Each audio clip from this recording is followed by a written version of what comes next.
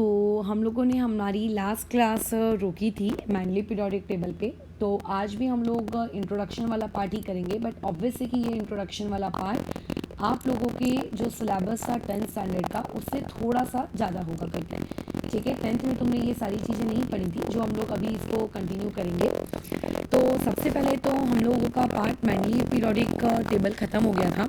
अब मैनली से आगे हमारी गाड़ी बढ़ाते हैं। तो अब हम लोगों को जो चीज़ पढ़नी है वो पढ़ना है आप लोगों का मॉडर्न पीरियोडिक टेबल। ठीक है, जिस पीरियोडिक टेबल को तुम अभी पढ़ते हो, जिस मॉडर्न पीरियोडिक टेबल का तुम यूज़ करते हो, तो या फिर मॉडर्न पीरियोडिक टेबल कहो या फिर आप उसको long form of periodic table कहो, ये वाली चीज़ हम लोगों को अभी देखनी है करके। ठीक है, तो सबसे पहले तो ये मॉडर्न पीरियोडिक टेबल जो आपने 10th स्टैंडर्ड में इसके बारे में पढ़ा है करके, तो तुम्हें तो ये पता है करके कि मॉडर्न पीरियोडिक टेबल की जो फंडामेंटल प्रॉपर्टी है वो फंडामेंटल प्रॉपर्टी कौन है। मॉडर्न पीरियोडिक टेबल की जो फंडामेंटल प्रॉपर्टी है वो एटॉमिक मास ना होकर वो कौन है, आप लोगों का एटॉमिक नंबर है। तो देखो, इससे पहले जो डोबरमेयर आए उन्होंने एटॉमिक मास को कंसिडर किया, इसके बाद उन्होंने एटॉमिक मास को कंसिडर किया। लूथर में आया तो चलो आपका एटॉमिक का मास के वर्सेस में फिजिकल प्रॉपर्टीज का ग्राफ से रिलेशनशिप था, उन्होंने भी एटॉमिक मास को इज्जत दी। उसके बाद नेक्स्ट नंबर पे आए आप लोगों के मैंडली, उन्होंने भी एटॉमिक मास को दिया। बट अब पहले वो इंसान हेनरी मॉसली जो कि एक ब्रिटिश फिजिकिस्ट हैं, इंग्लिश फिजिकिस्ट हैं, इन्होंने एक्चुअल में इम्पोर्टेंस दी एटॉमिक नंबर को। ऐसा क्यों?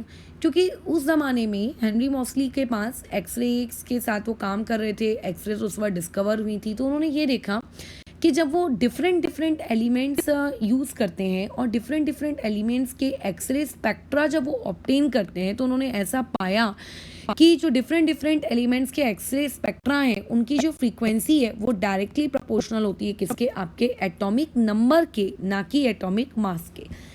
ये वाली चीज़ उन्होंने मतलब फ्रीक्वेंसी मतलब स्क्वायर रूट ऑफ फ्रीक्वेंसी जो होता है वो डायरेक्टली प्रोपोर्शनल होती है किस चीज़ के, आप लोगों के एटॉमिक नंबर के, जिससे तुम लोग किसी बुक में ऐसा भी लिखा हुआ पाओगे करके effective nuclear charge of a metal.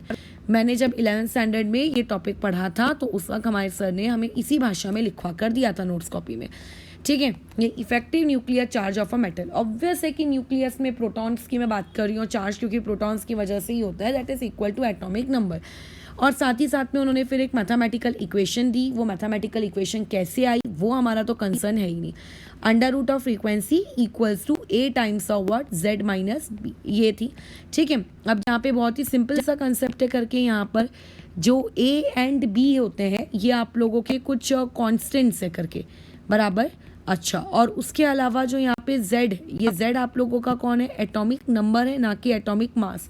और यहाँ पे ये न्यू कौन है, ये तुम लोगों का फ्रीक्वेंसी है। लेकिन किस चीज़ की फ्रीक्वेंसी है? तुम जब अलग अलग एलिमेंट्स यूज़ करोगे, अलग अलग मेटल्स आप यूज़ करते हो, तो अलग अलग मेटल्स को यूज़ करने से आप लोगों के पास उनमें से एक्सरेज बाहर निकलती हैं। ठीक है, तो उन बाहर निकलने वाली एक्सरेज का फ्रीक्वेंसी ऑफ एमिटेड एक्सरेज ये वो है। जब तुम अभी अपना मॉडर्न फिजिक्स पढ़ोगे तो वहाँ पे तुम लोगों को ये चीज़ पता चलेगी कि अगर आपके पास कोई एक एलिमेंट है और उस एलिमेंट पे अगर बहुत स्पीड से हाई एनर्जी का कोई एक इलेक्ट्रॉन अगर उस पर आके टकराता है, तो उस हाई एनर्जी के इलेक्ट्रॉन का उस एलिमेंट से टकराने की वजह से वहाँ पे एक्सरेज जनरेट होती हैं। ठीक है, तो ये एक्सरेज कैसे जनरेट होती हैं वो आपका बात का टॉपिक है। तो अब देखो, ये सब उन्होंने आपके हेनरी मॉसली ने बता दिया। तो वहाँ से मॉसली ने ये कंक्लूड किया करके कि जो एटम होता है, एटम की जो फंडामेंटल प्रॉपर्टी है करके, एटम की फंडामेंटल प्रॉपर्टी आप लोगों की क्या होनी चाहिए, z not a is the fundamental property of the atom. यानी कि एटम टू एटम जो चीज़ फंडामेंटल है, जो चीज़ बेसिक है, जो चीज़ ज़रूरी है, वो उसका एटॉमिक नंबर है, ना कि उसका एटॉमिक मास।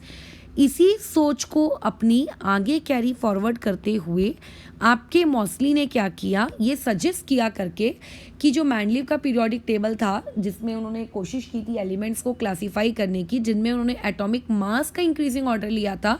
एक काम करते हैं, हम लोग इसको एटॉमिक मास का ऑर्डर ना लेके क्यों ना हम इसको एटॉमिक नंबर का ऑर्डर लेते हैं।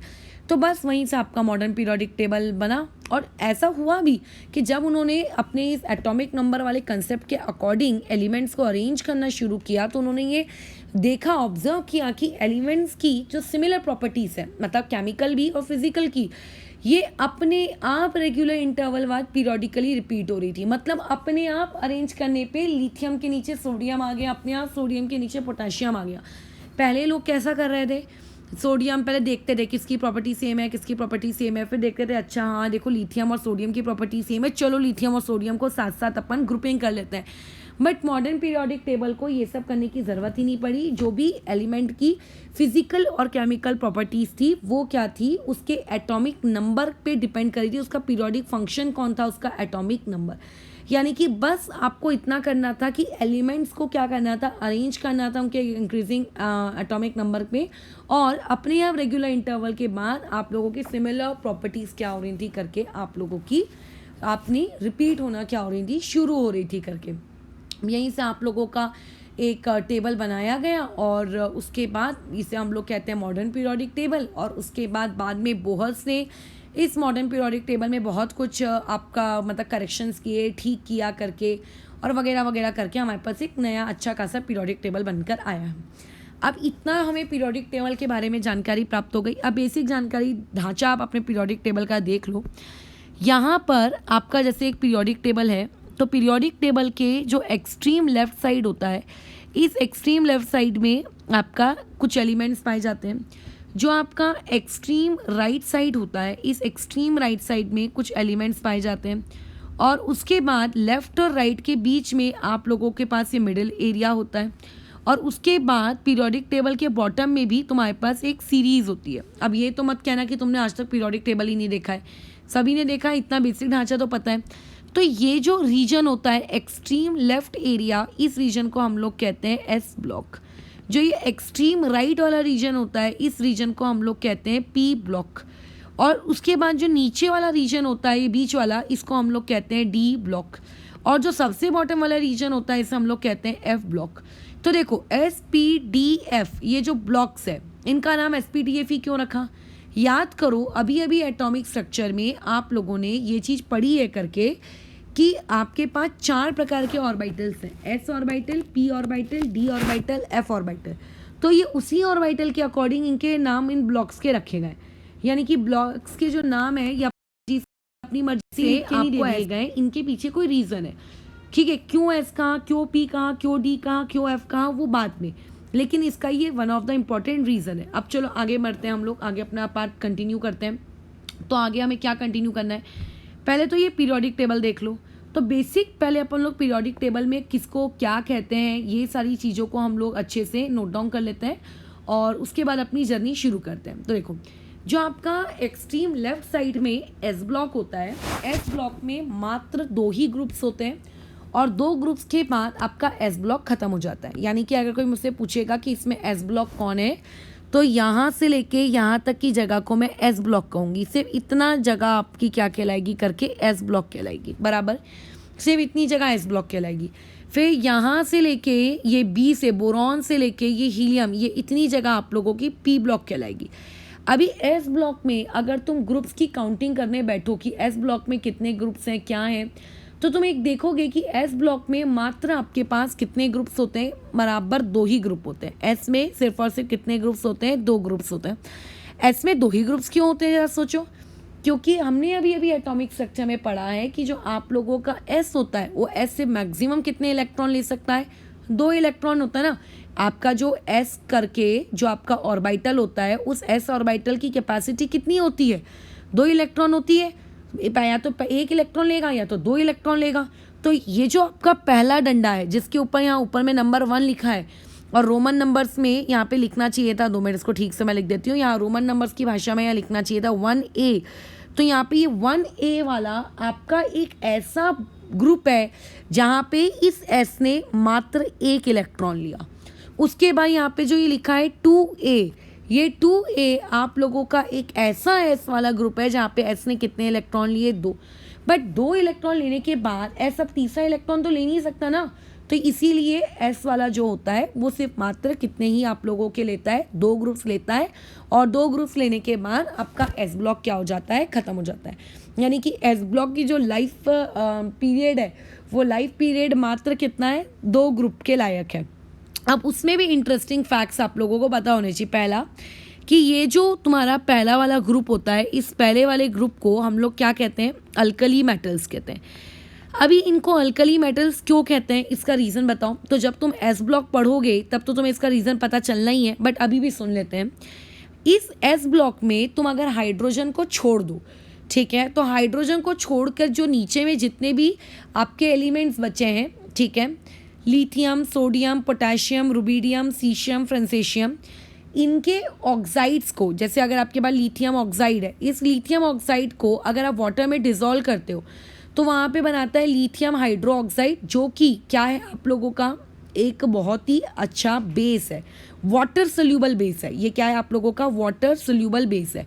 और वाटर सोल्यूबल बेस को 10th क्लास में इतनी तो जानकारी इकट्ठा की होगी, हम लोग क्या कहते हैं, उन्हें अल्कली कहते हैं। तो इसके सारे ऑक्साइड्स को जब आप पानी में डिज़ोल्व करते हो तो पानी में डिज़ोल्व करने के बाद ये लोग क्या बनाते हैं, एक अल्कली बनाते हैं, therefore they are termed as alkali metals. ठीक है, इनके एलिमेंट्स क्या है, lithium, sodium, potassium, rubidium, caesium, francium. जब तुम इनके कॉन्फ़िगरेशन लिखोगे तो तुम एक पैटर्न ऑब्जर्व करोगे कि लिथियम के कॉन्फ़िगरेशन की एंडिंग में आता है 2s1।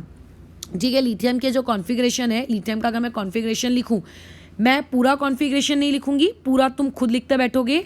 तो देखो लिथियम के कॉन्फ़िगरेशन में आएगा, हमेशा पूरा कॉन्फ़िगरेशन लिख लो, ठीक है, और आखिरी का जो वर्ड होगा उसमें आएगा 2s1। फिर तुम सोडियम का पूरा कॉन्फ़िगरेशन लिख लो, आखिरी का जो वर्ड आएगा उस आखिरी के वर्ड में वहाँ तुम पाओगे 3s1। उसके बाद तुम पोटेशियम का कॉन्फ़िगरेशन लिख लो तो तुम ये पाओगे कि तुमने पूरा लिख लिया और आया 4s1। और फिर तुम वैसे ही अगर रुबिडियम का लिखोगे तो तुम खुद अपनी बुद्धि लगाओ और बताओ क्या आएगा, पूरा जितना लिखना है लिख लो, आखिरी में क्या आएगा 5s1। यानी कि चाहे लिथियम का लिखो, चाहे सोडियम का लिखो, चाहे पोटेशियम का लिखो, चाहे रुबिडियम का लिखो, हमेशा सिर्फ और सिर्फ क्या चेंज हो रहा है यहाँ पे, ये प्रिंसिपल क्वांटम नंबर की वैल्यू चेंज हो रही है, ना तो आपका ये एस चेंज हो रहा है, ना ही ऊपर इसमें contain number of electrons change हो रहे हैं। यानी कि जो आपका एस ब्लॉक है, ठीक है, जो आपका एस ब्लॉक होता है, इस एस ब्लॉक में सबसे पहले आप लोगों को पढ़ना होता है ग्रुप नंबर 1। तो ग्रुप नंबर 1 को हम लोग क्या कहते हैं, अल्कली मेटल्स कहते हैं। क्यों अल्कली मेटल्स कहते हैं, क्योंकि अगर आप इनके ऑक्साइड्स को वाटर में डिज़ोल्व करोगे तो डिज़ोल्व करने के बाद एक बहुत ही अच्छा वाटर सोल्यूबल बेस तैयार होता है, therefore they are termed as alkali. अब इन अल्कली मेटल्स की खास बात क्या है कि इनका हर एलिमेंट के अंदर, मतलब हर एलिमेंट का जो आखिरी इलेक्ट्रॉन है वो आखिरी इलेक्ट्रॉन किस में गया है, एस ऑर्बिटल में गया है। ठीक है, इनका जो आखिरी इलेक्ट्रॉन है वो किस में गया है, एस ऑर्बिटल में गया है। किस में गया है, एस ऑर्बिटल में गया है। अच्छा चलो ये बात खत्म आती है। अब उसके जो बाजू में होते हैं, उनके बाजू में, यानी कि मैं इनकी बात कर रही हूँ, ठीक है, यानी कि कौन, आपका beryllium, magnesium, calcium, strontium, barium, radium, ये वाले जो आप लोगों के लोग हैं, इन लोगों को हम लोग क्या कहते हैं, आपका अल्कली अर्थ मेटल। ठीक है, पुराने ज़माने में इनका ऐसा नाम रखा गया था कि इनको आप क्या कहोगे, अल्कली अर्थ मेटल। क्यों हम इन्हें अल्कली अर्थ मेटल कहते हैं, क्योंकि पहली बात, ये इनके जो ऑक्साइड्स होते हैं ये भी जब आप लोगों का पानी में आप इनको डिज़ोल्व करते हो तो एक स्ट्रॉन्ग बेस तैयार करते हैं, वाटर सोल्यूबल बेस तैयार करते हैं। एंड इसके अलावा ये अर्थ की क्वांटिटी में बहुत ही ज़्यादा क्या कहते हैं, सफिशिएंट क्वांटिटी में पाए जाते थे, अच्छे से, बहुत ही easily. So therefore we term them as alkali, आप लोगों का विच मेटल, अर्थ मेटल करके।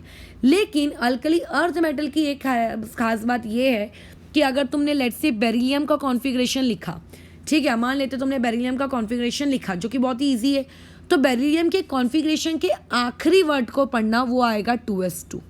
तो मैग्नीशियम का कॉन्फ़िगरेशन लिखो, तुम उसके आखिरी वर्ड को पढ़ना, वहाँ पे क्या निकल कर आएगा आप लोगों का 3s2।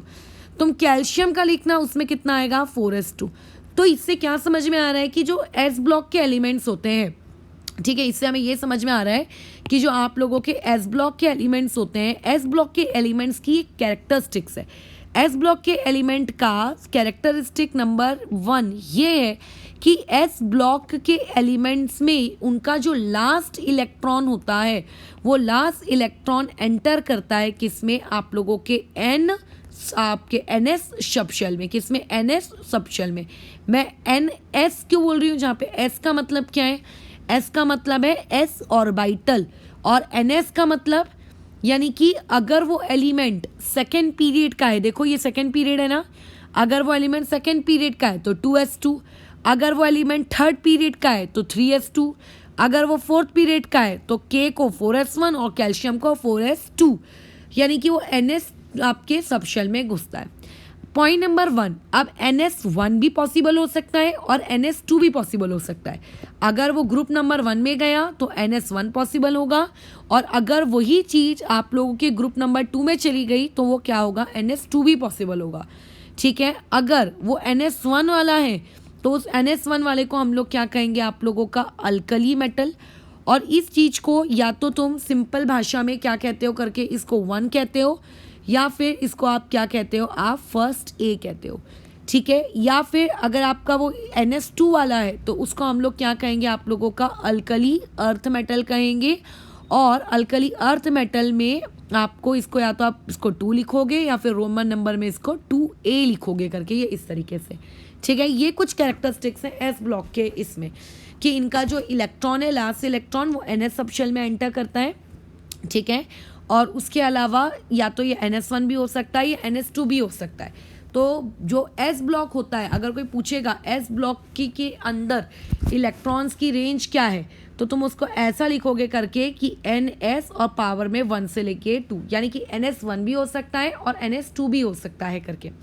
बाकी जब तुम्हें एस ब्लॉक पढ़ना है तो तुम एस ब्लॉक को तो पढ़ोगे ही, इसमें एक आधी एक्सेप्शन भी है, जैसे बेरिलियम के बारे में है ना, तो हम लोग उस पर बात नहीं कर रहे हैं फिलहाल।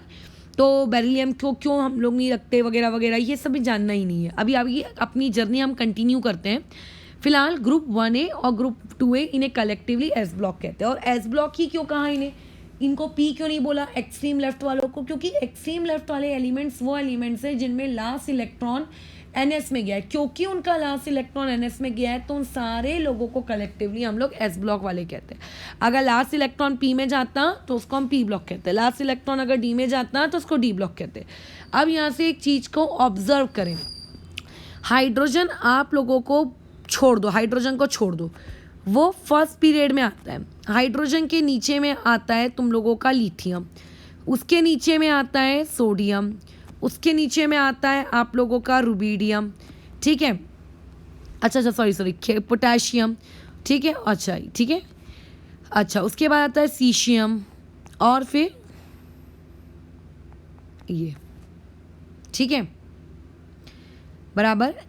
अच्छा, इसमें मैं RB खा गई हूँ, ये आ गया RB। तो ये हो गया सेकेंड पीरियड, ये थर्ड पीरियड, ये फोर्थ पीरियड, ये फिफ्थ पीरियड, ये सिक्स्थ पीरियड और ये सेवन्थ पीरियड। अब अगर किसी ने मुझसे ये पूछा कि बाजू में जो इनर्ट गैसेस हैं, 18 नंबर पे इनर्ट गैस भी होगी ना, तो बताओ हाइड्रोजन की लाइन वाली इनर्ट गैस का नाम क्या होगा, ऑब्वियस है हीलियम। लिथियम के पीरियड में अगर तुम एंडिंग तक जाओगे तो जो इनर्ट गैस का नाम होता है वो नाम क्या होता है, इसका नियॉन। और उसके बाद जब सोडियम के बाजू वाली कौन होती है, एर्गन। एर्गन के नीचे में कौन होती है, क्रिप्टन। क्रिप्टन के नीचे में जेनॉन, जेनॉन के नीचे में रेडॉन, और फिर एस्टेटाइन, उसको भूल जाओ। अभी सोचो, अगर तुम्हें लिथियम का कॉन्फ़िगरेशन लिखना है, ठीक है, अगर तुम्हें लिथियम का कॉन्फ़िगरेशन लिखना है तो लिथियम के कॉन्फ़िगरेशन को लिखने के लिए अपने दिमाग में इमेजिन करो लिथियम से पहली वाली इनर्ट गैस कौन सी है, तो तुम बोलोगे हीलियम, तो ये लिखोगे हीलियम का कॉन्फ़िगरेशन। और उसके आगे क्या लिखें, बिना दिमाग खर्च किए लिथियम कौन से पीरियड को बिलोंग कर रहा है, सेकेंड पीरियड को, यानी कि 2s1, क्योंकि एस ब्लॉक का इसलिए एस, और क्योंकि ग्रुप नंबर 1 के, तो ग्रुप नंबर 1 में सभी लोगों के पास मात्र एक ही इलेक्ट्रॉन होता है। ठीक है, अच्छा अब यहाँ पे अगर सोडियम का लिखना है तो अपने दिमाग को सोचो कि सोडियम से पहले, सोडियम 11 नंबर पे, 11 से पहले नियरेस्ट इनर्ट गैस कौन सी है, तो तुमने बोला कि सोडियम से पहले नियरेस्ट इनर्ट गैस जो पॉसिबल है वो कौन है, आप लोगों की नियॉन। तो ये मैंने लिख दिया आप लोगों का, यहाँ पे क्या आ जाएगा, ये वाली चीज़ ये आ गई आप लोगों के पास नियॉन। ठीक है, अच्छा ये आ गया नियॉन। उसके बाद अभी बाजू में क्या कॉन्फ़िगरेशन लिखूं, क्योंकि सोडियम थर्ड पीरियड को बिलोंग करता है इसलिए मैं लिखूंगी 3s1, ये ऐसे। उसके बाद खुद सोचो पोटेशियम, पोटेशियम यानी कि 19 नंबर के से पहले कौन सी इनर्ट गैस आती है, 18 नंबर पे आता है आप लोगों का एर्गन। तो पोटेशियम का कॉन्फ़िगरेशन लिखना है तो क्या लिखेंगे, एर्गन। फिर इमेजिन करो दिमाग में पोटेशियम कौन से पीरियड में आता है, तो पोटेशियम फोर्थ पीरियड में आता है इसीलिए 4s1। अब अपनी बुद्धि खुद लगा लो कि अगर तुम्हें कल को रुबीडियम का कॉन्फ़िगरेशन लिखना है तो कैसे लिखोगे, उसका क्या आएगा, क्रिप्टन 36 नंबर पे, बराबर आप लोगों का क्रिप्टन, और उसके बाद 5s1। उसके बाद अगर तुम्हें सीशियम का लिखना है तो क्या आ जाएगा, ये जेनॉन, और जेनॉन के बाद यहाँ क्या आ जाएगा 6s1। अगर फ्रेंसेशियम का लिखना है सो ऑन। इसी तरीके से तुम मैग्नीशियम के साथ भी काम कर सकते हो। बस मैग्नीशियम में फ़र्क ये पड़ेगा कि लिथियम के बाजू में जैसे यहाँ पे कौन रहेगा आप लोगों का, ये एलिमेंट पे बेरिलियम, उसके बाद क्या रहेगा मैग्नीशियम, और उसके बाद क्या रहेगा कैल्शियम। तो अगर तुम्हें बेरिलियम का लिखना है तो बेरिलियम से पहले कौन सी इनर्ट गैस आती है, हीलियम। तो ये मैंने लिखे हीलियम का। अब ये भी सेकेंड पीरियड का है तो इसके लिए भी 2s, लेकिन क्योंकि ये सेकेंड ग्रुप का है इसीलिए 2s2। ठीक है, अगर मैग्नीशियम का लिखना है तो मैग्नीशियम से पहले क्या आ जाएगा, नियॉन। नियॉन के बाद ये थर्ड पीरियड का इसीलिए 3s, क्योंकि ये सेकेंड ग्रुप का इसीलिए 3s2। तो इस तरीके से आप लोगों को एस ब्लॉक वालों के क्या लिखने हैं, जनरल इलेक्ट्रॉनिक कॉन्फ़िगरेशन लिखना है, बराबर। एस ब्लॉक वाले एलिमेंट्स के और भी बहुत सारे कैरेक्टरिस्टिक्स होते हैं, जैसे जो तुम लोग एस ब्लॉक जब पढ़ोगे तब पता करोगे कि ये लोग जो है इनके एलिमेंट्स को अगर फ्लेम टेस्ट शो करते हैं, ठीक है, फ्लेम टेस्ट ये लोग शो करते हैं।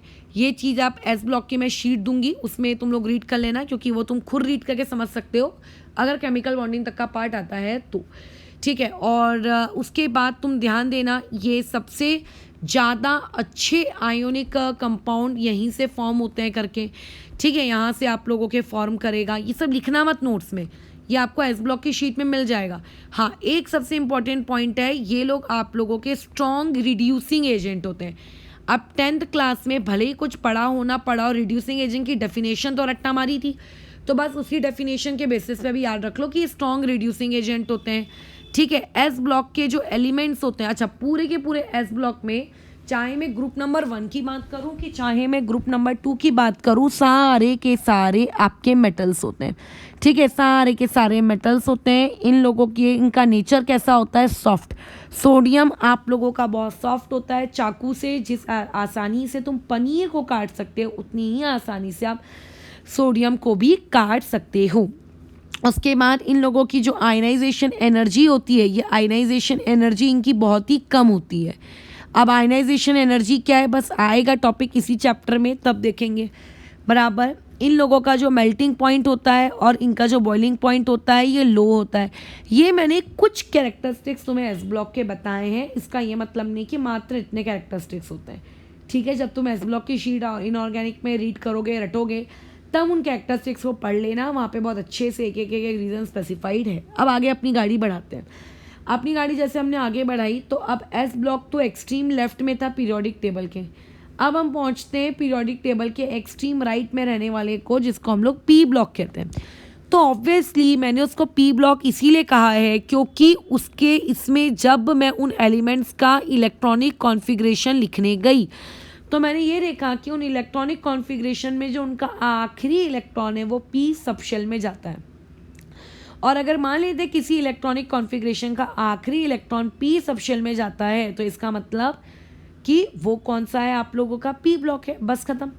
अब तुम खुद सोचो, आपका जो पी ब्लॉक होता है उसका नाम पी सबशेल में जाता है। पी सबशेल की इलेक्ट्रॉन को कंटेन करने की कैपेसिटी क्या है, या तो वो 1 इलेक्ट्रॉन लेगा, या तो वो 2 इलेक्ट्रॉन लेगा, या तो वो 3 लेगा, या तो वो 4 लेगा, या तो वो 5 लेगा, और या तो वो 6 लेगा। आपका जो पी सबशेल होता है उसमें वो 6 इलेक्ट्रॉन से ज़्यादा तो स्टोर कर ही नहीं सकता, ठीक है। पी वाली चीज़ जो है अपने अंदर मैक्सिमम इलेक्ट्रॉन को होल्ड करने की कैपेसिटी उसके पास कितनी होती है, मात्र 6 से ज़्यादा वो होल्ड नहीं कर सकता। तो ऐसे केस में आप लोगों को एक्सट्रीम राइट साइड में जो टोटल नंबर ऑफ कॉलम्स दिखेंगे वो कितने दिखेंगे, 6।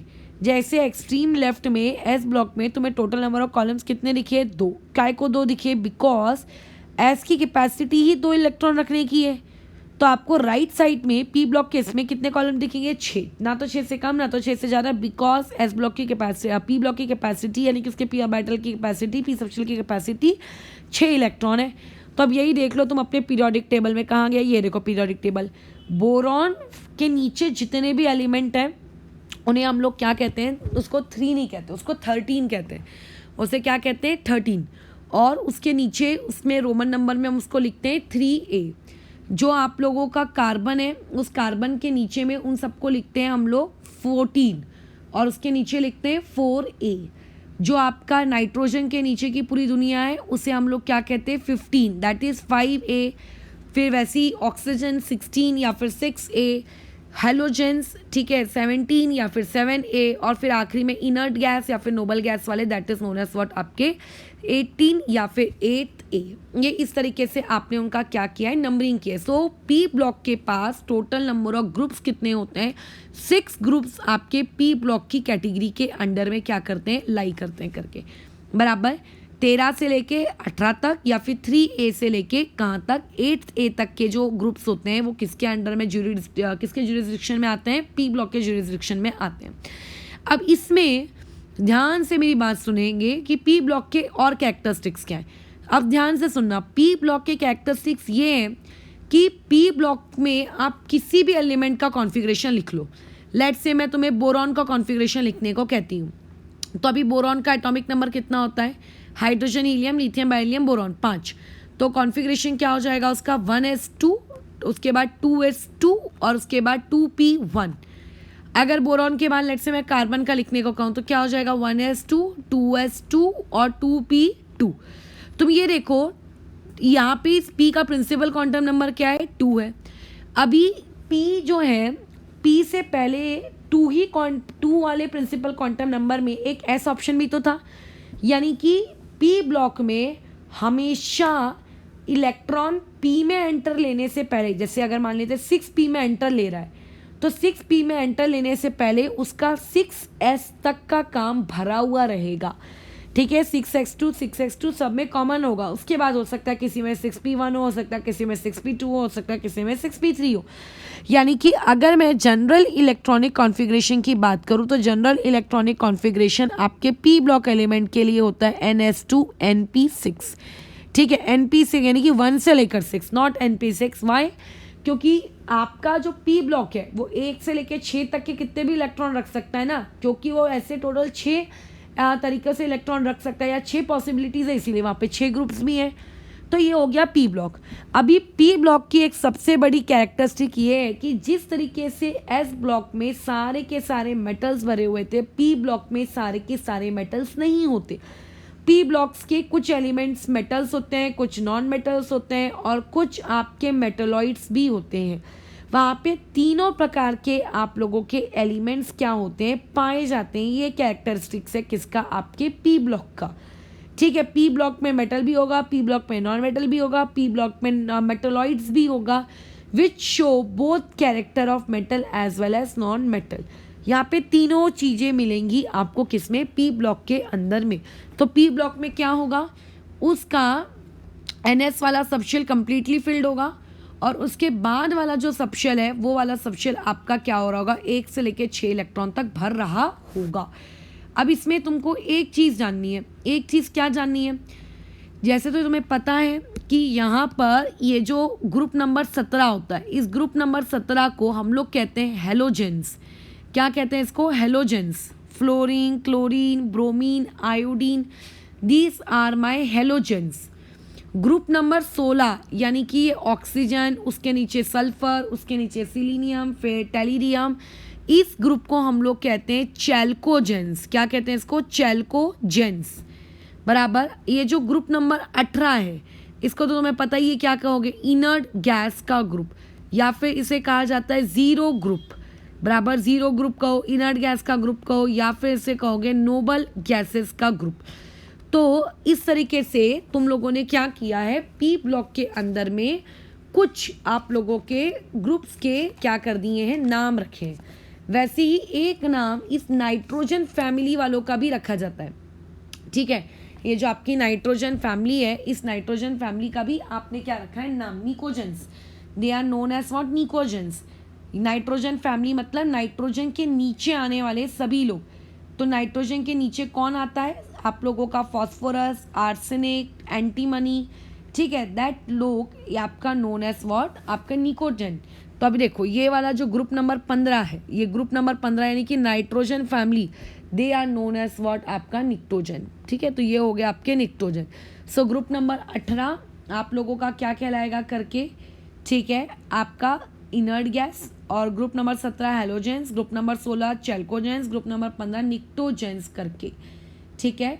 और उसके अलावा इसको निक्टोजेंस क्यों कहते हैं, तुम अगर गूगल करोगे तो तुम्हें बहुत इंपॉर्टेंट इन्फॉर्मेशन मिलेगी करके।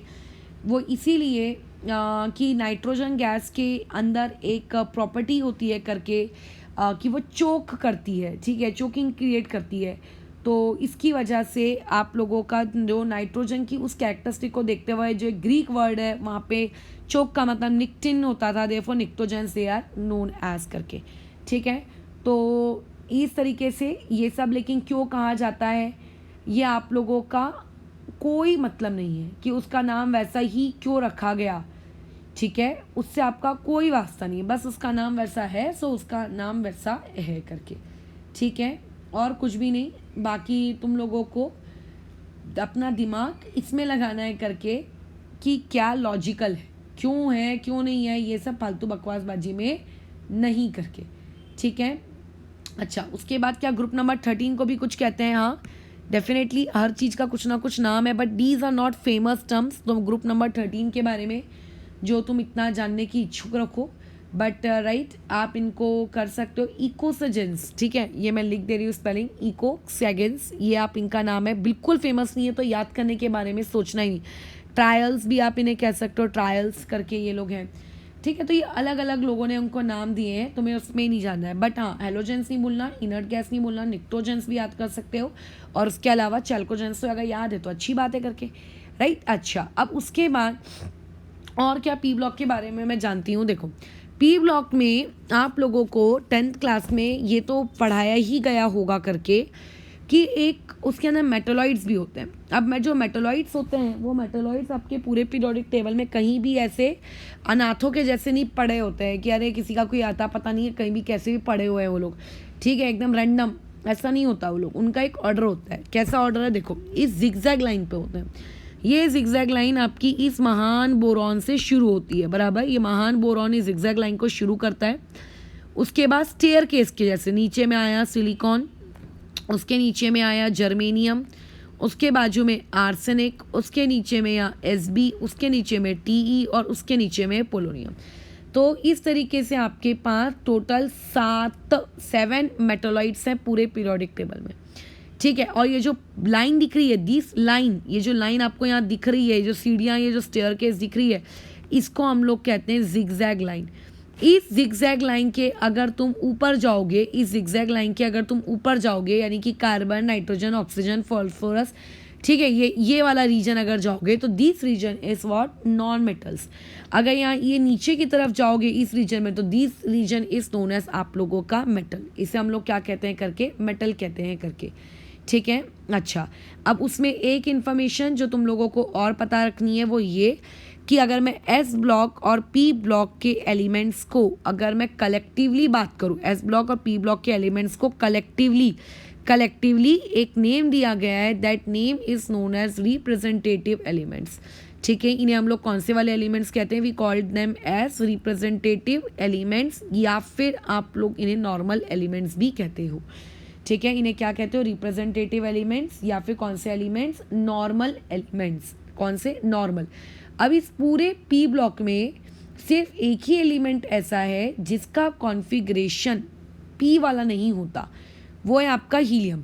हीलियम को भले ही हम लोग पी ब्लॉक में डालते हैं करके, बराबर, लेकिन आप लोगों का जो हीलियम होता है उसका कॉन्फ़िगरेशन बिल्कुल भी लास्ट इलेक्ट्रॉन पी सबशेल में एंटर नहीं लेता है करके, ठीक है। या और एस और पी वालों को रिप्रेजेंटेटिव एलिमेंट्स भी कह सकते हो और आपका नॉर्मल एलिमेंट्स भी कहते हो। नेक्स्ट में आ जाते हैं डी ब्लॉक एलिमेंट्स के बारे में। DNF ब्लॉक्स की तो देखो जो जानकारी है वो बहुत ही अच्छी है, जिसको हम लोग अभी 12th के चैप्टर में भी पढ़ेंगे। तो अभी डी ब्लॉक के बारे में क्या खास बताऊँ। देखो पहले तो मैं कुछ तुम्हें इंपॉर्टेंट इन्फॉर्मेशन बताती हूँ। तुम लोग ऐसा पढ़ोगे करके कि डी ब्लॉक में जो इलेक्ट्रॉन होता है, जैसे अभी मैंने जैसे तुम्हें एस ब्लॉक के बारे में बताया कि एस ब्लॉक में अगर आप सेकेंड पीरियड में हो तो आपका कॉन्फ़िगरेशन है 2s1, यानी कि एस में तो इलेक्ट्रॉन गया, बट कौन से वाले एस में, 2s में। अगर आप थर्ड पीरियड में हो तो आपको अगर अपना एस का कॉन्फ़िगरेशन लिखना है तो क्या लिखोगे, 3s1। 4 में हो तो 4s1 या फिर 4s2। लेकिन ऐसा डी में नहीं चलता। डी कहता है अगर आप पहले तो डी शुरू कौन से पीरियड से होता है। फर्स्ट पीरियड में हाइड्रोजन हीलियम होता है, कोई डी नहीं होता। सेकेंड पीरियड में आपका लिथियम आता है, बेरिलियम आता है, बोरॉन आता है, कार्बन आता है, नाइट्रोजन आता है, वहाँ कोई डी नहीं होता। सेकेंड पीरियड में थर्ड पीरियड में लिथियम आता है, ठीक है, सोडियम आता है। उसके बाद आप लोगों का मैग्नीशियम आता है, वहाँ पे भी कोई डी नहीं होता। यानी कि up to third period D वालों की तो शुरुआत ही नहीं होती है। फ्रॉम फोर्थ पीरियड ऑनवर्ड आपका डी ब्लॉक के एलिमेंट शुरू होते हैं। फोर्थ पीरियड में भी होते हैं, फिफ्थ पीरियड में भी होते हैं, सिक्स पीरियड में भी होते हैं, सेवन पीरियड में भी होते हैं। लेकिन 1, 2, 3 पीरियड में डी ब्लॉक एलिमेंट्स जीरो होते हैं, जीरो। ठीक है, आपके जो डी ब्लॉक एलिमेंट्स होते हैं, इन डी ब्लॉक एलिमेंट्स की जो शुरुआत होती है, इनकी शुरुआत ही कहाँ से होती है करके आप लोगों के फोर्थ पीरियड से इनकी स्टार्टिंग होती है। तो यानी कि आपके फोर्थ पीरियड में डी ब्लॉक के एलिमेंट्स मिलेंगे। आपके पास अगर फिफ्थ पीरियड होगा तो वहाँ पे डी ब्लॉक के एलिमेंट्स मिलेंगे। सिक्स पीरियड होगा तो वहाँ डी ब्लॉक के एलिमेंट्स मिलेंगे। सेवन पीरियड होगा वहाँ डी ब्लॉक के एलिमेंट्स मिलेंगे। लेकिन 1, 2, 3 में आपको डी ब्लॉक के एलिमेंट्स नहीं मिलते। ठीक है, बिल्कुल नहीं मिलते, मतलब बिल्कुल नहीं मिलते। किसमें, डी ब्लॉक के केस में 1, 2, 3 पीरियड में D block elements are not found. अब उसके अलावा जैसे कि तुम्हें पता है डी ब्लॉक यानी कि जो इलेक्ट्रॉन है वो डी सबशेल में जा रहा होगा। अब अगर इलेक्ट्रॉन डी सबशेल में जा रहा है तो तुम्हें तो पता है कि डी सबशेल यानी कि उसके पास 5 ऑर्बिटल, और हर ऑर्बिटल की कैपेसिटी होती है 2 इलेक्ट्रॉन। यानी कि जो आपका डी सबशेल है वो मैक्स टू मैक्स कितने इलेक्ट्रॉन कंटेन कर सकता है, 10। यानी कि एक्सट्रीम लेफ्ट और एक्सट्रीम राइट के बीच में जो डब्बा है, उस डब्बे में और आपको कितने ग्रुप दिखेंगे, और आपको ऐसे 10 ग्रुप दिखेंगे, और ऐसे 10 ग्रुप। यानी कि ये जो डब्बा होता है लेफ्ट वाला और राइट वाले के बीच में, यहाँ पे टोटल नंबर ऑफ डंडीज कितनी रहेंगी आपकी, 10। ये टोटल नंबर ऑफ डंडी आपकी 10 क्यों रहेंगी, क्योंकि डी ब्लॉक की कैपेसिटी है 10 की। जैसे पी ब्लॉक की कैपेसिटी 6 की थी, वैसी डी ब्लॉक की कैपेसिटी कितनी है आप लोगों की, इसकी 10 की है। तो अभी अगर मैं ओरिजिनल आपके पीरियोडिक टेबल के पास जाऊं तो तुम लगे तो गिन के देख लो बीच में 10 आते हैं कि नहीं आते, चेक कर लो, आते बराबर 10। ठीक है, स्कैंडियम, टाइटेनियम, वैनेडियम, फिर उसके बाद क्रोमियम, मैग्नीज, आयरन, कोबाल्ट, निकल, कॉपर, जिंक, हो गए देखो 10। लेकिन आप यहाँ पे फैक्ट्स है आपकी नंबरिंग का। देखो 1 किसको कहा था हमने, हाइड्रोजन वाले को। 2 किसको कहा था हमने, बेरिलियम वाले को। अब जो 3 है वो हमने पी ब्लॉक वाले को नहीं कहा। 3 हमने किसको कहा, आपके बीच वाले को। ठीक है, पी ब्लॉक वाले को तो मैंने 13 कहा था ना, इसको मैंने 3 कहा।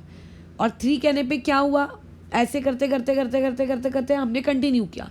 यानी कि डी ब्लॉक का जो ग्रुप नंबर होता है वो ग्रुप नंबर 3 से लेके कहाँ तक होता है, 12 तक होता है। ये एक और फैक्ट कि जो आपका डी ब्लॉक होता है, इस डी ब्लॉक में जो ग्रुप नंबर होता है, ये ग्रुप नंबर कहाँ से कहाँ तक होता है आप लोगों के, 3 से लेकर 12 तक। ठीक है, ग्रुप नंबर कहाँ से कहाँ तक होता है, 3 से लेके 12 तक होता है आप लोगों का डी ब्लॉक का ग्रुप नंबर। अब डी ब्लॉक में एक बात और ख़ास है, देखो डी ब्लॉक में यहाँ पर उसने क्या किया है, जो ये आप लोगों का 8वें नंबर का ग्रुप है, जो 9वें नंबर का ग्रुप है, और ये जो 10वें नंबर का ग्रुप है, इन तीनों को कलेक्टिवली क्या कर दिया है आप लोगों का, नाम दे दिया है। क्या नाम दे दिया है, ये लोग कहलाएंगे आपके 8th। रोमन नंबर्स में ये लोग क्या कहलाएंगे, आपके 8th। उसको बाजू वाले को 9 नहीं दिया, उसने तीनों को मिला के 8 दिया, और फिर बाजू वाले को उसने क्या दिया है करके 9 दिया है।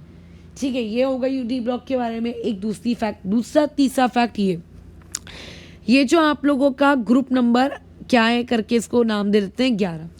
इस ग्रुप नंबर 11 में कौन है, कॉपर है, उसके नीचे में फिर आप लोगों का सिल्वर है, उसके नीचे में गोल्ड है, उसके नीचे वाले आरजी को भूल जाओ। पुराने ज़माने में इन लोगों के क्या किए जाते थे, सिक्के बनाए जाते थे, therefore they are also termed as coinage metals. बराबर, इन्हें हम लोग कौन से वाले मेटल्स कहते हैं? We call them as coinage metals. क्या कहते हैं इन्हें? Coinage metals. तो ये तुम्हें याद होना चाहिए कॉइनेज मेटल्स किसको कहते हैं। इवन इस डी ब्लॉक में तुम्हें मर्क्यूरी के बारे में पता होना चाहिए, क्योंकि मर्क्यूरी इकलौता मेटल है जो रूम टेम्परेचर में आप लोगों के क्या होता है, लिक्विड स्टेट में पाया जाता है। So you have to know about mercury.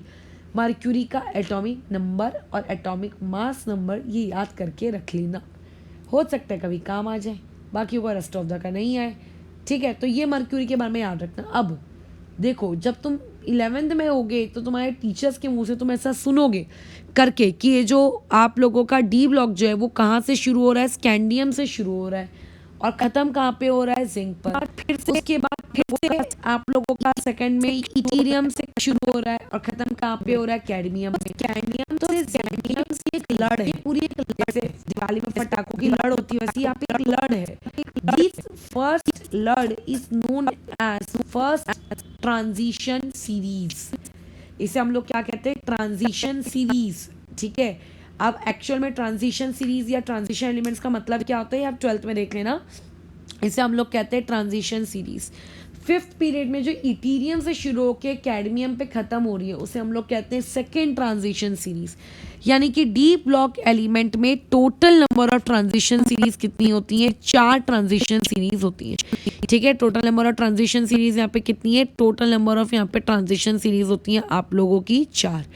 अब इसके अलावा तुम्हें और क्या जानना है ट्रांजिशन सीरीज के बारे में? वो चीज़ देखो कुछ इस प्रकार से है कि अभी हमने बोल तो दिया करके ये ट्रांजिशन सीरीज है और ये लोग ट्रांजिशन एलिमेंट्स है, बट ट्रांजिशन सीरीज या ट्रांजिशन एलिमेंट्स के कुछ अलग क्राइटेरिया होते हैं जो आप 12th में देख लोगे। जैसे जिंक को, कैडमियम को कभी भी ट्रांजिशन सीरीज नहीं बोला जा सकता, कभी नहीं, मतलब कभी नहीं। क्यों नहीं बोलना उनको ट्रांजिशन एलिमेंट, क्यों नहीं बोलना? तो उसका रीज़न आपको देंगे 12th में। लेकिन अभी क्या, अभी बातचीत चलेंगी कॉन्फ़िगरेशन को लेकर, क्योंकि अभी कॉन्फ़िगरेशन हम कैसे लिखें डी ब्लॉक के एलिमेंट्स का। तो देखो, जब तुम फर्स्ट पीरियड में थे और तुम्हें एस का कॉन्फ़िगरेशन लिखना हो, तुम लिखोगे 1s1। जब तुम सेकेंड पीरियड में थे और तुम्हें आप लोगों के एस का कॉन्फ़िगरेशन लिखना हो, क्या लिखोगे? 2s1 या फिर 2s2। थर्ड में हो 3s1 3s2, पी में हो 3p1 3p2, फिफ्थ में हो 5p2, कुछ भी लिख सकते हो। लेकिन डी में ऐसा नहीं चलता, डी में बिल्कुल ऐसा नहीं चलता है। डी कहता है करके कि जब इलेक्ट्रॉन भरने की बारी आएगी, माना कि मेरी शुरुआत 4th पीरियड से हो रही है, बट आप उसको 4d1 नहीं करोगे। जब भी डी में इलेक्ट्रॉन भरने की बारी आती है, डी से पहले उसका दुश्मन कौन है? डी का दुश्मन n-1d, उसमें इलेक्ट्रॉन जाता है। यानी कि अगर तुम 4th पीरियड में हो और तुम ऐसा अज्यूम कर रहे हो करके कि 4d बनेगा, तो 4d नहीं बनेगा, वो 3d बनेगा। ठीक है, एक कम बनेगा। अगर तुम ऐसा अज्यूम कर रहे हो कि वो 5d बनेगा, तो 5d में इलेक्ट्रॉन आ जाएगा, 4d में जाएगा करके। ये इस तरीके से उसका काम चलता है करके, बराबर। तो इसका मतलब ये हुआ कि अगर मैं nth, ठीक है, अगर मैं आप लोगों के nth पीरियड में हूँ तो nth पीरियड में इलेक्ट्रॉन नहीं जाएगा। ठीक है, वो उस nth पीरियड के ना तो आपके इसमें इलेक्ट्रॉन नहीं जाएगा, वो आपके nd में इलेक्ट्रॉन जाएगा क्या? नहीं, nd में इलेक्ट्रॉन नहीं जाएगा, इलेक्ट्रॉन n-1d में एंटर करेगा। ठीक है, यानी कि अगर 4th पीरियड में खड़े हो तो कोई पूछेगा कि 4d में इलेक्ट्रॉन डाल दो, तो नहीं नहीं नहीं, 4d में नहीं डालना, फिर काय में डालना है? 3d में डालना है। 7th पीरियड में खड़े हो, 7th पीरियड का इसमें 7d में इलेक्ट्रॉन डालेंगे? नहीं नहीं नहीं नहीं, कहाँ डालना? उससे एक कम, यानी कि 6d में। तो यानी कि अब आपका जो डी ब्लॉक है, उस डी ब्लॉक में आप क्या कर सकते हो करके, इलेक्ट्रॉन की जो फिलिंग है, वो इलेक्ट्रॉन की फिलिंग कैसे कर सकते हो करके आप n-1d में करते हो। किस में करते हो? n-1d में करते हो।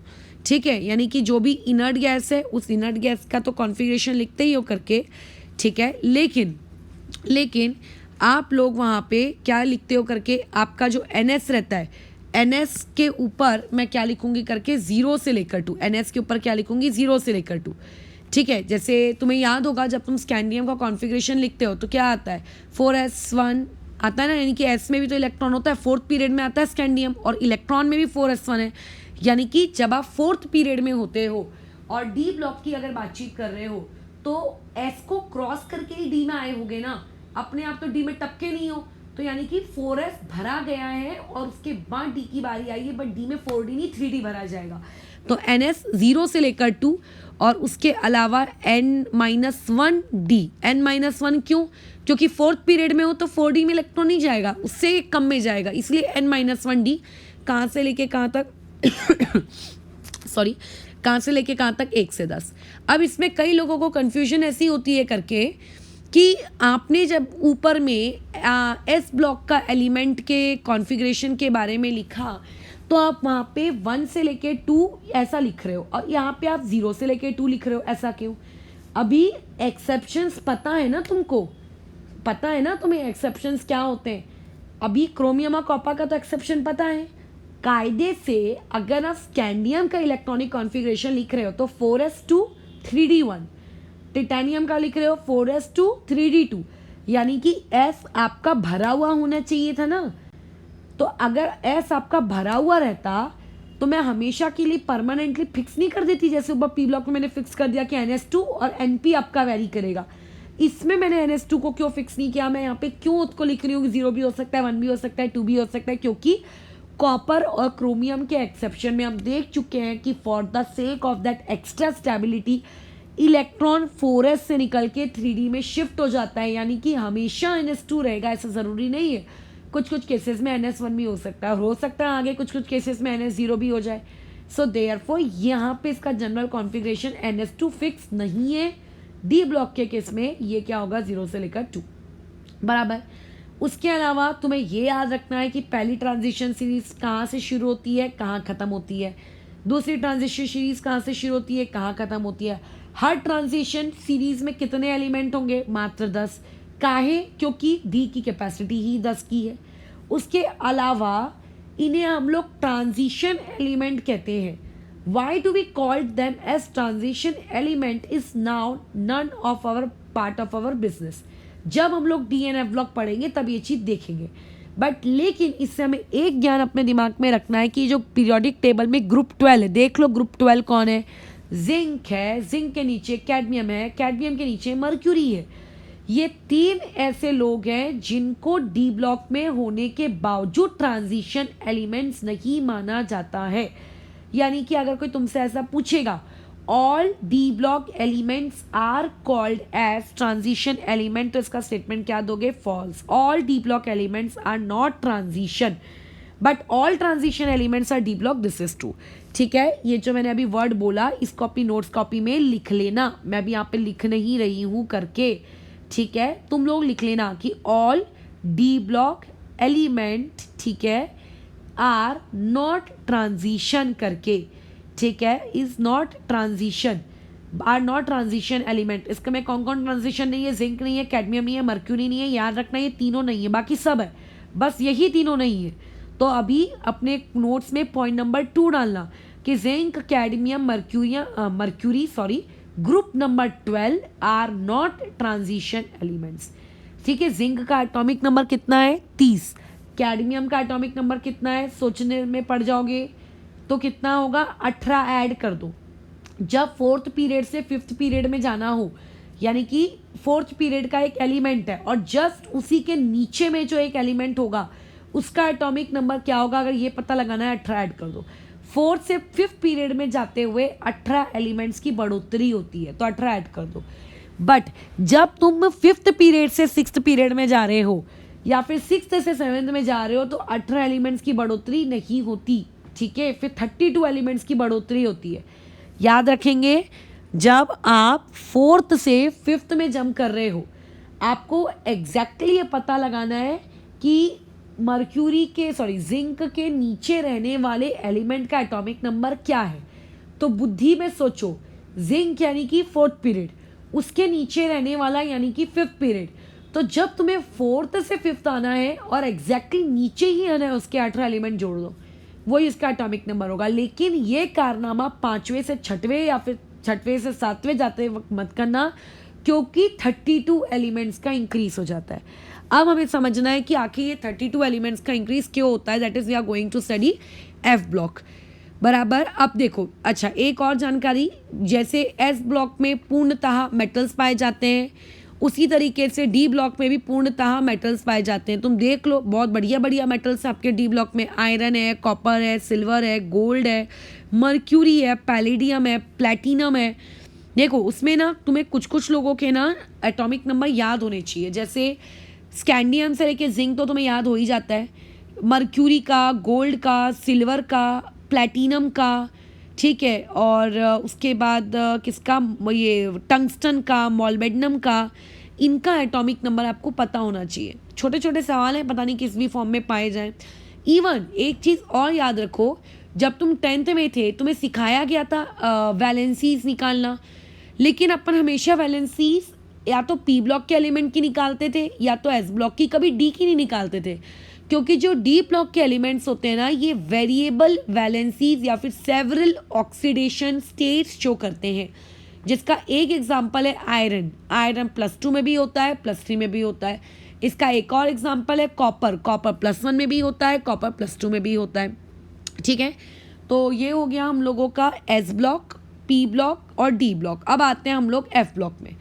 तो अभी हम लोगों को ऐसी उम्मीद है, ठीक है, हम लोगों को ऐसी उम्मीद है कि जैसे इलेक्ट्रॉन जब एस में गया तो उसे एस ब्लॉक, जब इलेक्ट्रॉन पी में गया तो पी ब्लॉक, जब n-1 उसमें गया, क्या नाम है, डी में, तो उसे कहा डी ब्लॉक। तो एफ क्या है?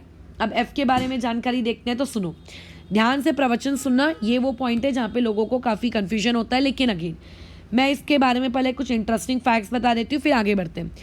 ये जो लैंथेनम है ये इसमें नहीं आता, यानी कि शुरुआत सीरियम से होती है। ये एक्टीनियम यहाँ नहीं आता, ये लैंथेनम यहाँ आएगा, ये एक्टीनियम यहाँ आएगा, ठीक है। वो एक्चुअल में लिखने में गलती होती है, बुक्स वालों के प्रिंट करने में गड़बड़ होती है, लेकिन वहाँ पे नहीं लिखना। कई पीरियोडिक टेबल गलत बनते हैं, मतलब गलत मतलब पढ़ाने वाले पे रहता है। अब याद रखो, डी में 10 ही काय को आते थे कॉलम्स, क्योंकि डी की कैपेसिटी 10 थी। अब यहाँ पे गिन लो तुम, 1 2 3 4 5 6 7 8 9 10 11 12 13 14, यानी कि सीरियम से लेके ल्यूटियम तक 14 एलिमेंट्स होते हैं। अगर तुम लैंथेनम को भी काउंट कर लोगे तो 15 हो जाएंगे, और एफ की कैपेसिटी 14 होती है, ना कि 15। सो देयरफॉर इससे क्या कंक्लूजन निकला कि लैंथेनम यानी कि लैंथेनाइट सीरीज शुरू कहाँ से होती है? सीरियम से। लैंथेनाइट सीरीज शुरू कहाँ से होती है? सीरियम से। जब अभी अपनी हेडिंग दोगे अपनी कॉपी में एफ ब्लॉक की, तो उसमें पॉइंट नंबर 1 डालना, lanthanum series starts from cerium and ends to lutetium, that is atomic number 58 to 71, 58 to 71। कई लोगों को लगता है कि लैंथेनम सीरीज LA से शुरू होती है, ऐसा नहीं होता है, ठीक है। लैंथेनम वहीं ऊपर रहता है। ये बुक वालों की फ्लॉ है जो ऐसा पीरियोडिक टेबल बनाते हैं, या फिर जो भी मैंने पीरियोडिक टेबल यूज़ किया है उसकी फ्लॉ है, इसलिए समझने में गलती होती है। सिमिलरली जो नीचे की ये वाली सीरीज होती है इसे एक्टिनाइट सीरीज कहते हैं, जैसे ऊपर वाली को लैंथेनाइट सीरीज कहते हैं, इसको हम लोग एक्टिनाइट सीरीज कहते हैं। क्यों हम इसे एक्टिनाइट सीरीज कहते हैं? क्योंकि एक्टीनियम के बाजू, मतलब एक्टीनियम के नेक्स्ट वाले एलिमेंट से एक्सेप्शन शुरू हुआ। तो एक्टीनियम सीरीज कहाँ से शुरू होती है? थोरियम से, और ख़त्म कहाँ होती है? लॉरेंशियम पे, that is from atomic number 90 to 103। ये एटॉमिक नंबर याद रख लेने का कि लैंथेनाइट्स कहाँ से, कौन से एटॉमिक नंबर से शुरू होकर खत्म होते हैं, किस एलिमेंट से शुरू होकर खत्म होते हैं, और एक्टीनियम किस एलिमेंट से शुरू होकर खत्म होते हैं और किस एटॉमिक नंबर से शुरू होकर खत्म होते हैं। इन दोनों सीरीज को पीरियोडिक टेबल के बॉटम में रखा जाता है और इसे हम लोग एफ ब्लॉक कहते हैं। और इसके अलावा जैसे डी ब्लॉक को आप ट्रांजिशन एलिमेंट कहते थे, इन्हें इनर ट्रांजिशन एलिमेंट कहते हो। क्यों कहते हैं वो बात की टेंशन है जब हम लोग डीएनएफ ब्लॉक पढ़ेंगे, बट इन्हें हम लोग क्या कहते हैं? एफ ब्लॉक को इनर ट्रांजिशन। तो ये अपने एफ ब्लॉक के इसमें पॉइंट नंबर 3 बना लो अपने नोट्स के इसमें कि दे आर नोन एज आप लोगों का इनर ट्रांजिशन एलिमेंट्स। क्या कहलाते हैं ये आप लोगों के? इनर ट्रांजिशन एलिमेंट्स, बराबर। चलो अब आगे बढ़ते हैं। आखिर इन्हें हम लोगों ने हटाया क्यों वहाँ से? अच्छा, उसको जानने से पहले इनके कुछ कैरेक्टरिस्टिक्स। ज़्यादातर एफ ब्लॉक के एलिमेंट्स आप लोगों के रेडियो एक्टिव होते हैं, स्पेशली एक्टिनाइट्स आपके रेडियो एक्टिव होते हैं करके। और उसके अलावा यहाँ से एक जानकारी मुझे तुम्हें और देनी है, जैसे पीरियोडिक टेबल में यूरेनियम ढूंढो का है, ये रहा यूरेनियम 92 नंबर पे। तो 92 के बाद से जो ये 93 नंबर है, 93 नंबर से लेकर इस 103 नंबर तक के एलिमेंट्स को हम लोग, इसे पॉइंट नंबर 4 बना लेना, इसे ट्रांस यूरेनियम कहते हैं। क्या कहते हैं इसे? Trans uranium.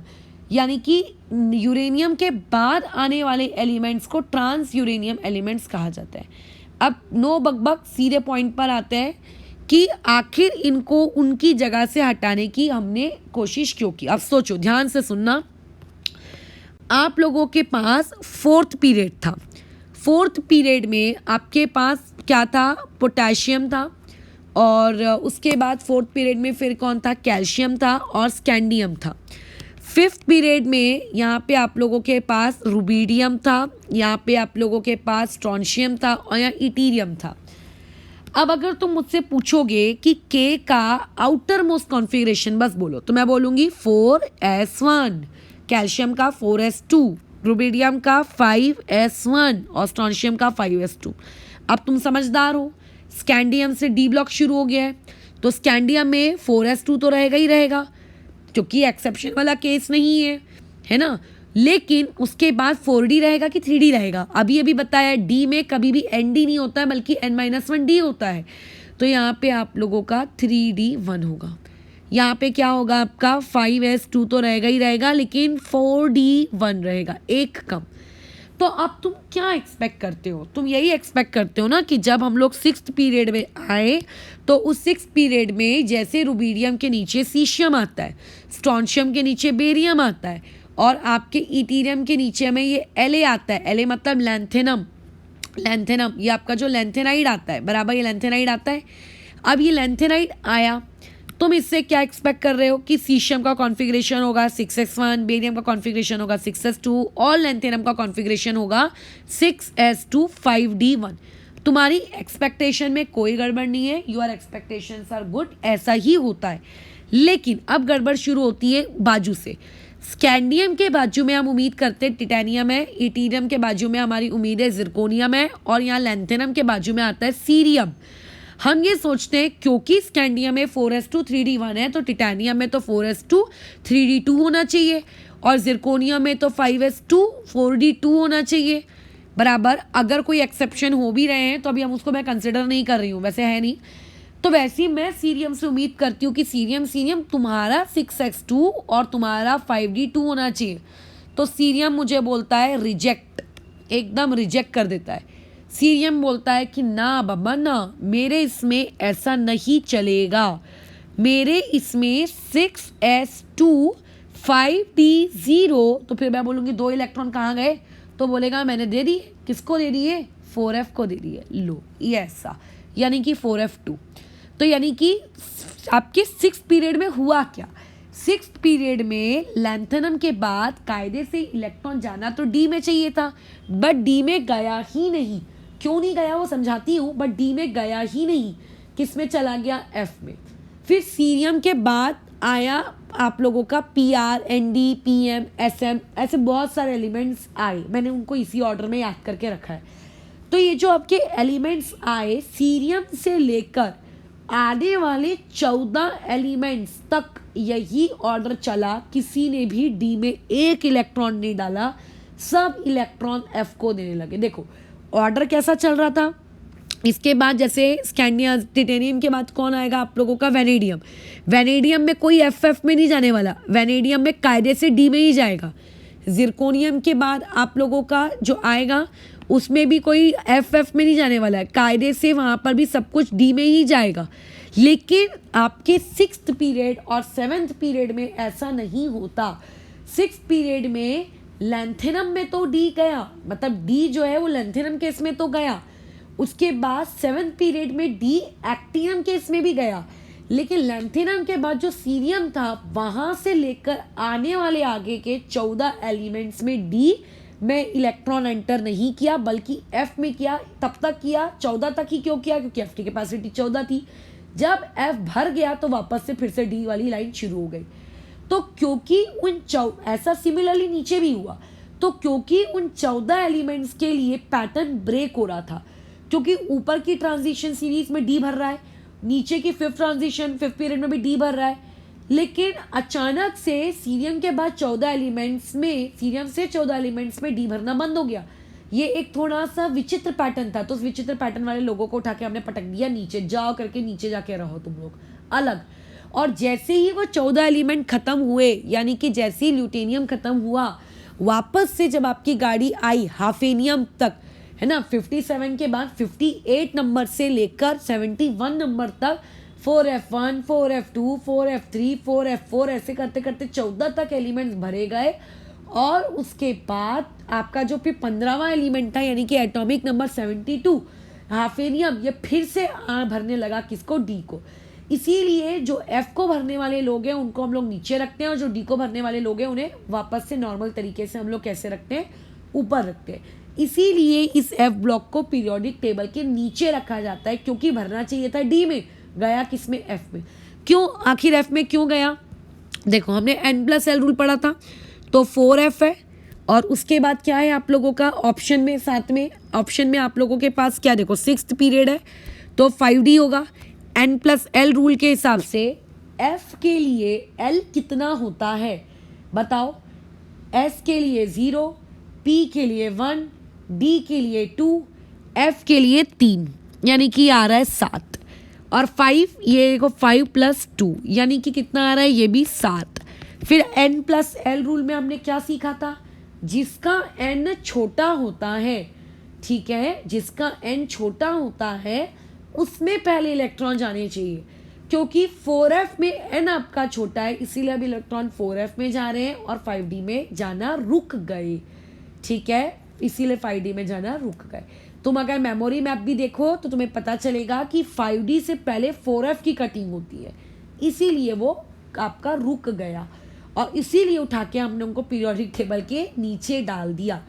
तो यानी कि इससे क्या समझ में आया कि अगर तुम 4th पीरियड में हो तो 4th पीरियड वालों के इसमें 4s2 होगा, मतलब 4s बनता है, ठीक है, 4s बनता है। मैं 4s के पावर पे कमेंट नहीं कर रही हूँ, 0 होगा, 1 होगा, 2 होगा, क्योंकि डी ब्लॉक में बहुत एक्सेप्शंस है। फिलहाल तो तुमने सिर्फ क्रोमियम और कॉपर पढ़ा है, अभी एक्सेप्शंस और भी है, ठीक है, तुमने तो सिर्फ क्रोमियम कॉपर पढ़ा है। लेकिन इसमें जो जानने लायक बातचीत है वो है कि यहाँ पे आपका D 3D होता है, ना कि 4D होता है, लेकिन यहाँ पे कोई F नहीं होता। 4th पीरियड तक F की शुरुआत नहीं होती। फिर जब आप 5th पीरियड में होते हो तो 5th पीरियड में आपका 5s होता है, उसके पावर पे कोई कमेंट नहीं, और वहाँ पे 5D नहीं होता, वहाँ पे आपका 4D होता है। लेकिन जब आप 6th पीरियड में आते हो तो 6th पीरियड में 6s भी होता है, 6th पीरियड में 5d भी होता है, और लेकिन वहाँ पे f होता है, लेकिन f जो होता है पीरियड नंबर से 2 कम होता है। जैसे d पीरियड नंबर से 1 कम होता है, f पीरियड नंबर से 2 कम होता है, यानी कि 4f एग्जिस्ट करेगा। और जब आप 7th पीरियड में हो तो 7th पीरियड में 7s रहता है, आप लोगों का 6d रहता है और 5f रहता है, करके ऐसा चलती है गाड़ी। तो अगर किसी ने पूछा, अब देखो एफ ब्लॉक में याद क्या क्या रखोगे? पहला पॉइंट, एफ ब्लॉक में क्या बनाओगे? They are known as inner transition element. Point number 2 क्या बनाओगे? एफ ब्लॉक एलिमेंट कहाँ कहाँ पाए जाते हैं? सिर्फ 6 पीरियड में पाए जाते हैं, और सिर्फ 7 पीरियड में।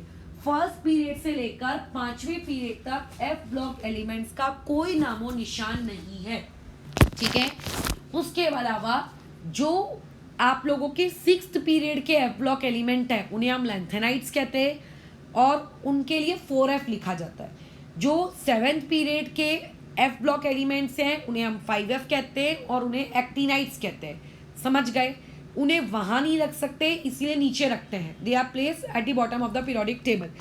अभी लैंथेनाइट कहते हैं, इसका ये मतलब नहीं है कि नीचे में लैंथेनाइट होगा। लैंथेनाइट की शुरुआत किस एटॉमिक नंबर से होती है और किस एटॉमिक नंबर पे ख़त्म होती है, अपने नेक्स्ट पॉइंट में इंक्लूड करना, और उस एटॉमिक नंबर के नीचे उस एटॉमिक नंबर, उस एलिमेंट का नाम और सिंबल दोनों। एक्टिनाइट की शुरुआत किस एटॉमिक नंबर से होती है, किस पे ख़त्म होती है, उस एलिमेंट का नाम और उसका सिंबल, ये दोनों इंफॉर्मेशन वहाँ पे होनी चाहिए, ठीक है। लैंथेनम से शुरू नहीं होता है। लैक्टिनाइट और लैंथेनाइट दोनों में 14 ही एलिमेंट्स होते हैं, क्योंकि एफ की कैपेसिटी 14 ही है। और जब वो 14 भर जाता है तो वापस से उसकी नॉर्मल लाइफ शुरू हो जाती है। ठीक है, अच्छा, और उसके अलावा आपके एक्टिनाइट्स, नेक्स्ट पॉइंट बना लेना, एक्टिनाइट्स रेडियो एक्टिव होते हैं। उसके बाद नेक्स्ट पॉइंट बनाना कि जो एक्टिनाइट्स में यूरेनियम होता है, यूरेनियम का एटॉमिक नंबर याद कर लेना।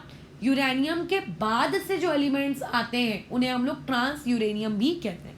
तो इस तरीके से हम लोगों ने आज क्या क्या चीज़ें सीखी वो सब मैं तुम्हें बता चुकी हूँ। एक बार चीज़ों को नोट डालना कॉपी में और नोट में लिखना कि जो एस ब्लॉक एलिमेंट होते हैं उन लोगों का जनरल इलेक्ट्रॉनिक कॉन्फ़िगरेशन क्या होता है, NS1-2, यानी कि जिस पीरियड में हो वो नंबर लिख दो एस के आगे। अब वो 1 भी हो सकता है, 2 भी हो सकता है, कभी 0 नहीं होगा। अगर आप पी ब्लॉक में हो तो पी ब्लॉक में जिस भी पीरियड, मतलब जैसे मान लेते हैं सिलिकॉन है तो सिलिकॉन पी ब्लॉक में आता है लेकिन 3rd पीरियड में आता है। तो अगर मुझे सिलिकॉन का कॉन्फ़िगरेशन लिखना है तो मैं 3s2 लिखूंगी पहले। ठीक है, तो पी ब्लॉक में NS2 यानी कि S वाले हमेशा भरे हुए होते हैं और P वाला आपको भरना रहता है। तो 1 से लेकर 6 कुछ भी हो सकता है। जो आपके डी ब्लॉक होते हैं, डी ब्लॉक में गड़बड़ होती है। आपको नहीं पता कि डी ब्लॉक में NS आपका हमेशा भरा रहेगा। क्रोमियम के जैसे, कॉपर के जैसे कभी 1 भी आ सकता है। और जब तुम नीचे वाली ट्रांजिशन सीरीज पढ़ोगे ना 4th और 5th, तब तुम्हें पता चलेगा कि कभी कभी 0 भी आ सकता है। तो डी ब्लॉक में 0 से लेकर 2 कुछ भी पॉसिबल है, लेकिन वहाँ पे ND नहीं होता, वहाँ पे N-1D होता है जो कि 1 से 10 तक रेंज करता है। अब जो F ब्लॉक है, F ब्लॉक का जनरल इलेक्ट्रॉनिक कॉन्फ़िगरेशन आप क्या लिखेंगे करके। ठीक है, तो जैसे S का लिखा है वैसे P का लिखा है, वैसे D का लिखा है, अभी वैसे का वैसे जनरल इलेक्ट्रॉनिक कॉन्फ़िगरेशन हम किसका लिख देंगे, F का। तो देखो आप जिस भी पीरियड में हो उस पीरियड में आप लोगों का NS तो रहेगा ही रहेगा बराबर। तो NS2 लिख दिया मैंने, ये वाली चीज़ NS2। ठीक है, यहाँ पे लिख दिया NS2। उसके बाद D तो रहेगा ही रहेगा, लेकिन N-1D 0 से लेकर 2 क्योंकि एक्सेप्शन शुरू हो जाता है। और उसके बाद F जो रहेगा उससे N से भी 2 छोटा रहेगा, वो रहेगा 1 से लेकर 14। ये आपको रट्टा मार के रखना है, इससे हो सकता है कल को तुम्हें छोटे छोटे कोई सवाल आ जाए। तो यहाँ पे आज हम लोगों ने सारी की सारे प्रवचन ख़त्म कर लिए हैं। अभी कल की जो क्लास रहेगी मैं बता दूँ वो किस चीज़ को रहती है। एक टॉपिक है आप लोगों के सिलेबस में जो आज तक कभी किसी एग्ज़ाम में नहीं पूछा गया, जो एलिमेंट्स पीरियोडिक टेबल में 100 के ऊपर आते हैं। जैसे कि यहाँ देखो, ये देखो 100 के ऊपर, अच्छा यहाँ हाँ UUT, UUQ, UUP, ये नाम कैसे लिखे जाते हैं तो कल ये नाम लिखना हम सीखेंगे, जो हार्डली 10 या 15 मिनट का काम है। ठीक है, अच्छा, उसके बाद अगर मैं तुम्हें पीरियोडिक टेबल में कोई एक अननोन एलिमेंट दे दूँ कि एक 109 करके एक एलिमेंट है, ज़रा बताओ तो सही ये 109 वाला एलिमेंट जो है करके ये किस ग्रुप में आता है और किस पीरियड में बिलोंग करता है और किस ब्लॉक में बिलोंग करता है। पीरियोडिक टेबल तुम्हारे हाथ में नहीं है तो तुम कैसे सॉल्व करोगे इस क्वेश्चन को। तो ये वाले क्वेश्चन हम कुछ करेंगे।